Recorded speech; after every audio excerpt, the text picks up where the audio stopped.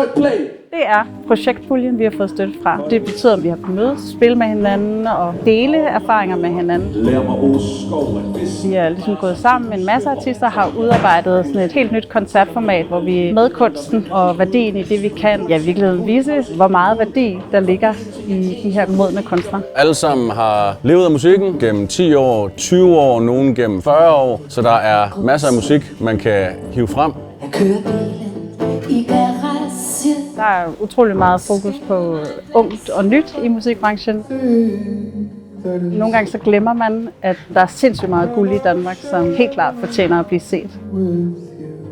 Det er projektpuljen, vi har fået støtte fra. Det synes jeg er fantastisk, for det betyder, at man kan afprøve helt nye formater på alle mulige måder. I det her projekt er det i hvert fald muliggjort, at vi har kunnet stable en ret fantastisk koncert og ret unik oplevelse sammen.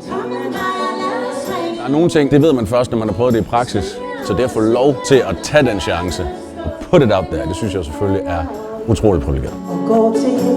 Når man som artist ligesom har været nogle år i branchen, så er det ikke altid, man ser de andre artister, som man gjorde, da man var i starten af 20'erne. Så det har også været en mulighed for ligesom at møde hinanden og prøve at skabe noget helt nyt sammen.